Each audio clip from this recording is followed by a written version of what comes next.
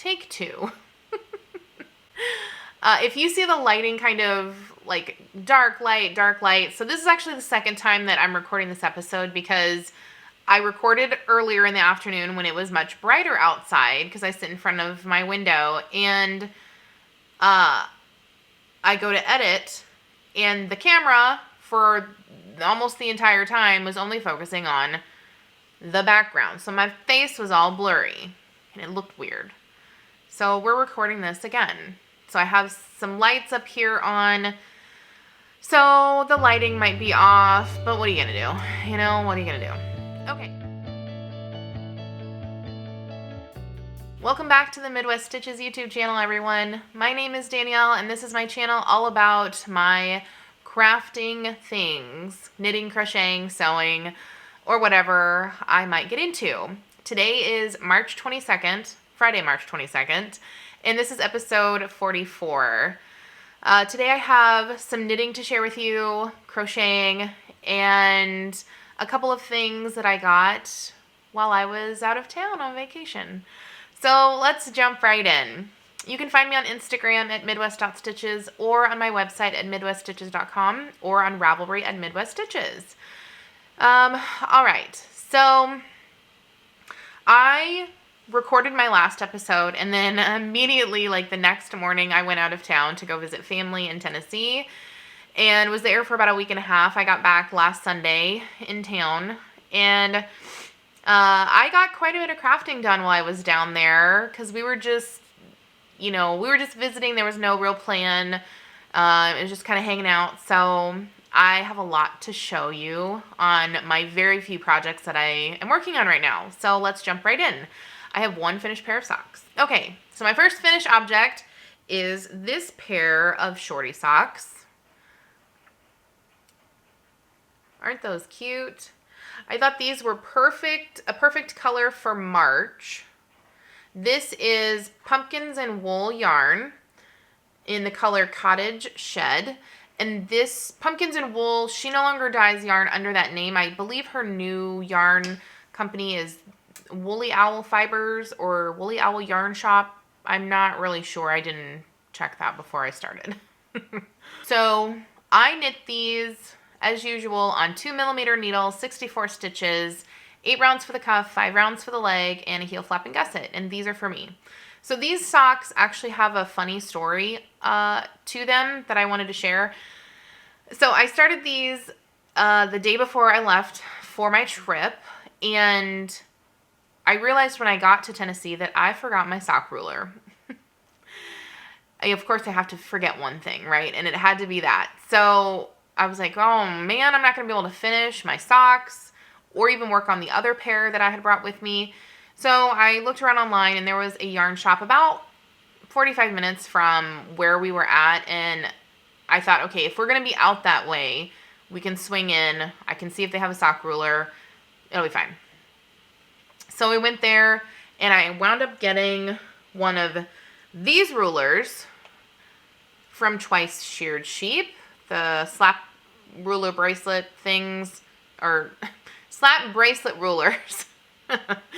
And this is the 2.0 version. I actually have one that was the 1.0 version that I've had for a while, and the difference is it has this ruler, like a real ruler on the back. That's the difference. So it has the shoe sizes and then the ruler. And on my normal sock ruler, it never fails me. I always measure to 8 inches, and then I start my toe. It works every time. And so I was like, okay, I'll get this one. It has the ruler on the back. It will be fine. So I get it. I finish the first sock using this, measuring to the 8 inches, and I go to start the second sock, get that one done, use the ruler again, and then I put the socks on because I don't know why I do that, but whenever I finish a pair of socks, I always put them on because I want to see what they look like on my feet, and they are not the same size.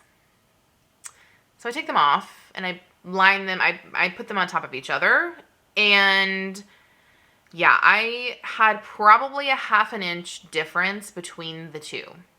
So the first sock was shorter than the second sock. I don't know how that happened, but I was like, oh man.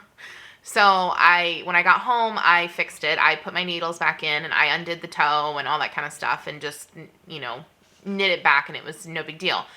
But I wanted to share this story because I talked a little bit about that in some comments on an Instagram post I made, and I had another person say to me, you know, they've tried this ruler before and it's just off. So they're thinking that it's the ruler. I don't know that it's the ruler itself, like the measurements, the markings. My thought is, when I've used this in the past, my other one, I think it's because this is silicone. And I have a hard time putting this at the heel of the sock, at the heel turn, and measuring it because it sticks to the yarn because of the silicone material. If this were made of plastic, like the plastic sock ruler or the slap bracelets that we all had in the 90s, I think it would be completely different. I don't think it would be an issue. I have a secondary issue with this. I think because it's so skinny, it makes it hard for me to measure accurately, I guess, like pull the sock down, because when you have the bigger sock ruler, which mine's over here, there's more room. There's something more for you to hold on to. So I don't think that I got an accurate measurement the first time. And that's just kind of my own opinion on this. You might feel differently if you have one of these. You might love it, and that's great. Keep on using it if it's working for you. But I wish that either A, this were made from plastic, just plastic, not silicone. And then I wish that the regular sock ruler, the original, was maybe made like, you know, the same size that it is, but rollable like this. That'd be pretty cool. If anybody wants to put that out there in the universe, there you go. So I have this, and honestly, I mean, this is not a knock on Twice Sheared Sheep, because this is a genius idea, but these are not for me. I prefer the original sock ruler and for my socks, and I don't mind that it's big and it doesn't fit in my project bags because I don't normally take them outside of the house. So I'm just going to stick with that. And I think these two rulers, these two that I have, I'm going to put these in the prize bin for the Made from Stash 2024 mail. So, and while we're on that topic, make sure that you're getting your entries in, because I will be drawing prizes at the end of this month, or April 1st, because I'm doing quarterly prizes, which I'm pretty sure I said on the last episode. So these will be included in that at some point in time for somebody. And yeah, make sure all the rules are down below. Make sure you read those on how to enter, how to get your posts in on Instagram. So quick reminder there. All right.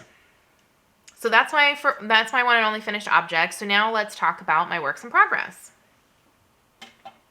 So my first work in progress I want to update you on, adjusting my lighting, is my Musselburgh hat. So I did take this with me as well, and I worked on it a little bit while I was down there, so I made a bit of progress.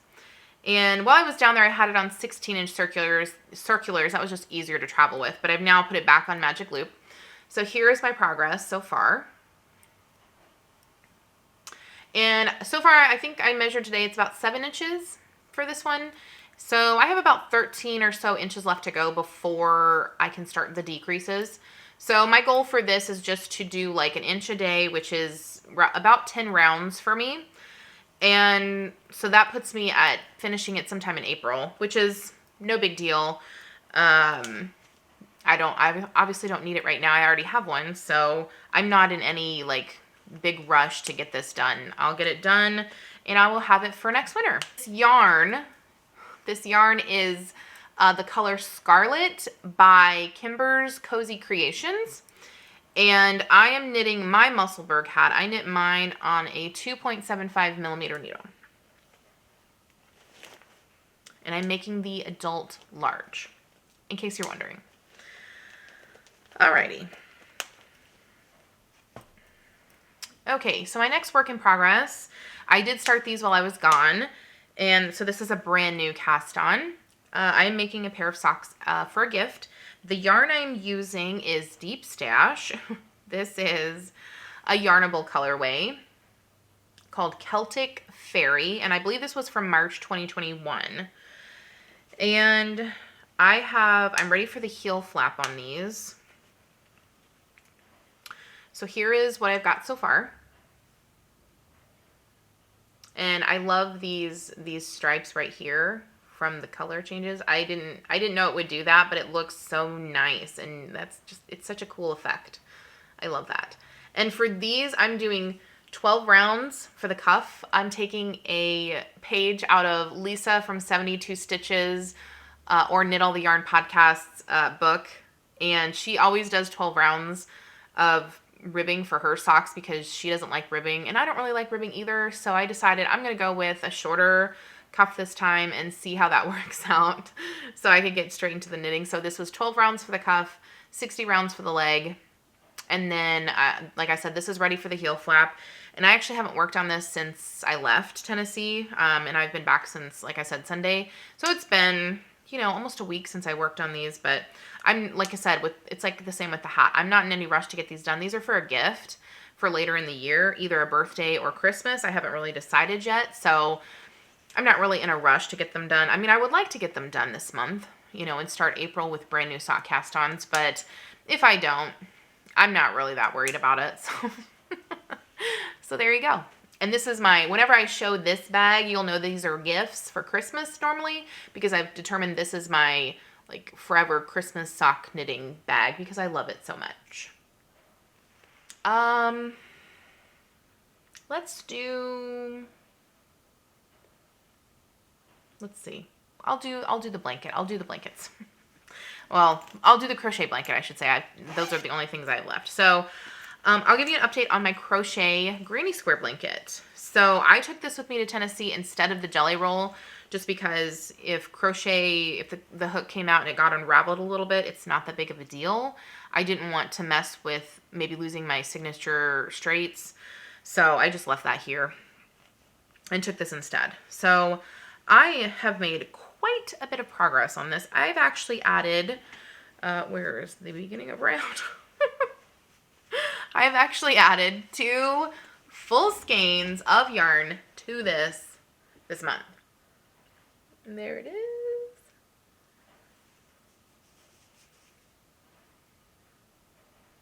There we go.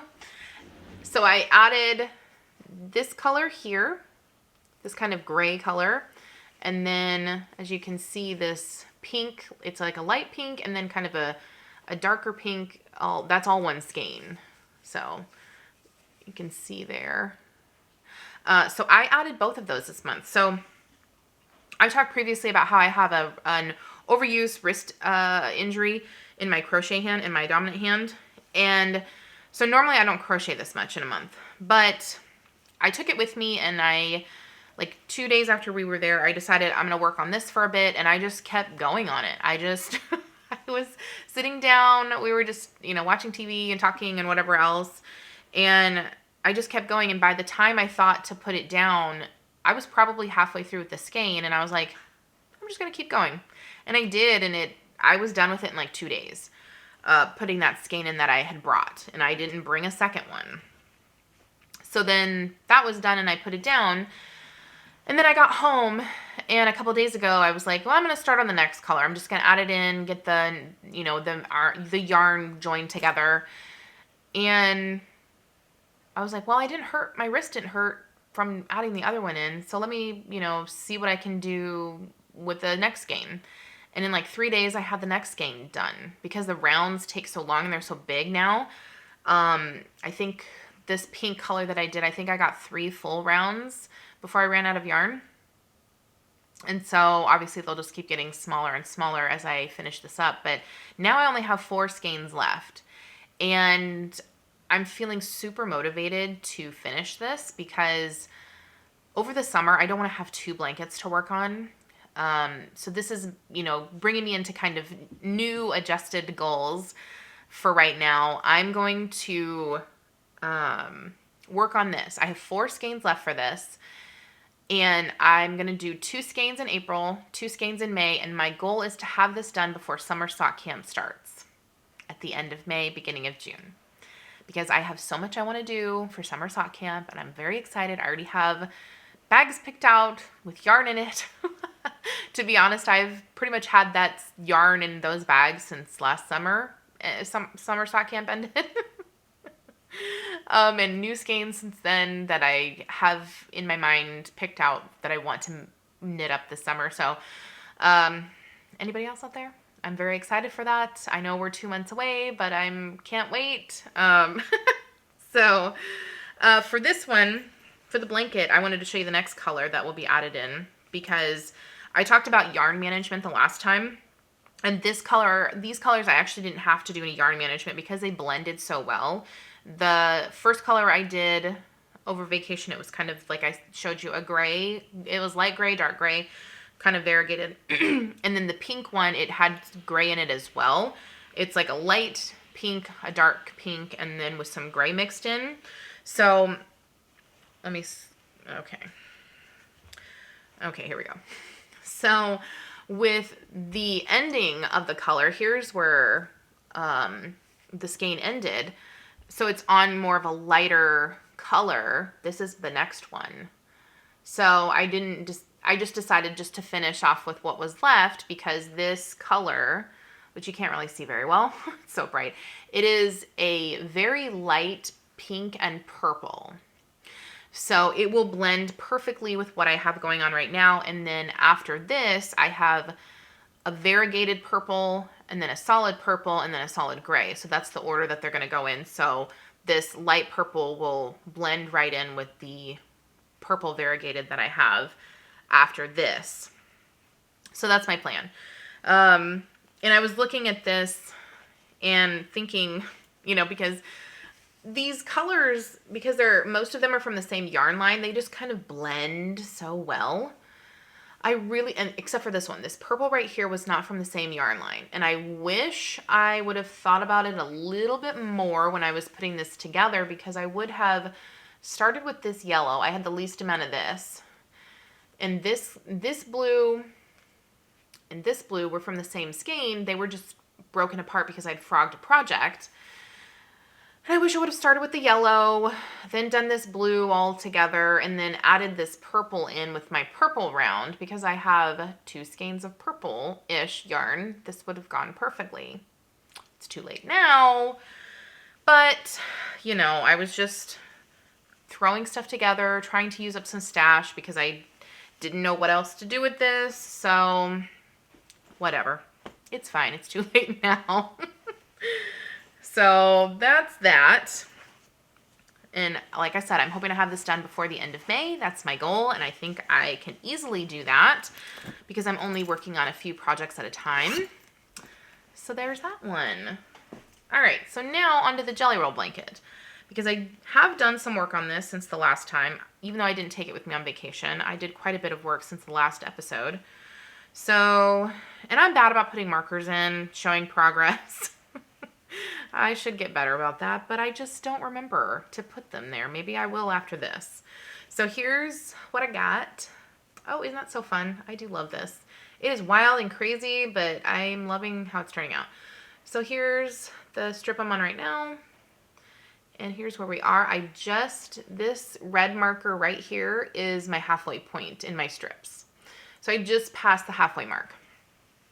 So my thoughts are I will have this strip done before I had to adjust my light again. My thoughts are I will have this strip done before the next episode, because there's less than 40 grams. I think there's about 40 grams left, so it'll be done by then. And then what I'm going to do is I'm going to put this away until June. So in June, I will pick this back up and I will be working on it basically every day. Still my 5 grams at a time, but I'm just going to do continuous. Just keep going, finish a skein, just move on to the next one, because this blanket actually has, after this skein, I think I have like 700-ish grams, because I have some mini skeins in there of zebra yarns that I'm adding to this that I have to wind up for this. So it's going to take a lot longer, and that's fine. But it will be nice just to have the one to work on and not have to worry about switching back and forth, especially now that I feel like I'm so much closer with having the crochet blanket done. So that's my plan. That's my adjusted plan. Okay, so that's all my works in progress and my projects for right now. So I wanted to show you a few things I got while I was in Tennessee, talk about a couple things. At that yarn shop where I got the sock ruler, I did also get this beautiful Cascade Heritage yarn. This is in the color Moss, and I got this to make socks for my grandpa. He's not really into variegated stuff or speckled things. Adrian will wear whatever I make him. He does, even if they're pink, he'll still wear it if I give it to him. But my grandpa obviously, you know, wants more solid colors. So I got this for him because I've never used or seen Cascade Heritage at any of my local shops, and it is so soft. So if you've never ordered Cascade Heritage, I would recommend it. It is a very soft sock yarn and so affordable. This was 13 bucks. I couldn't believe that. And then my sister-in-law found this for me. I think she said at a flea market or a thrift store somewhere in Tennessee. But it was such a cool, like, little gift. She got this for $1. So this is a size 5, 24-inch, I think, boy circular knitting needle. And if you look, you can kind of see it right here. It has a little bit of a bend right there. So I think that makes it more ergonomic to knit with. So I'm pretty excited about that. I don't know what I will use these for, but if I need a circular knitting needle of this size, I'm gonna have to try this out, because I mean the join and stuff, everything is very smooth on it. There's no like right here where the join is, it's very smooth. There's no what am I trying to say?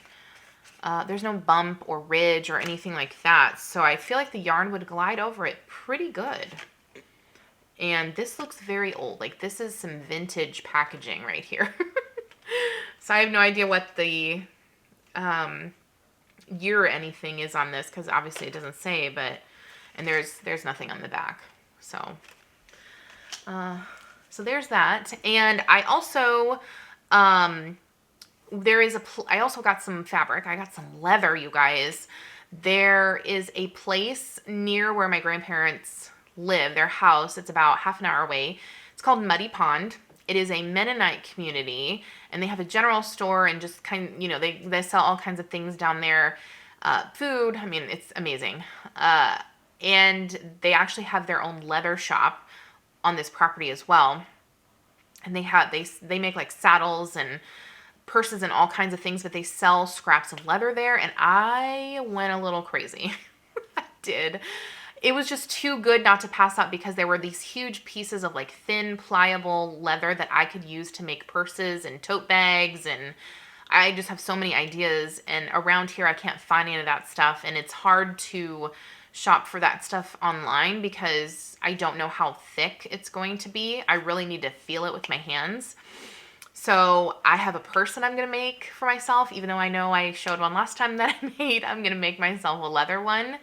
And I will show that next time once I have it done. I will definitely have it done by then, because I'm like itching to make it. That's probably what I'm going to do this weekend.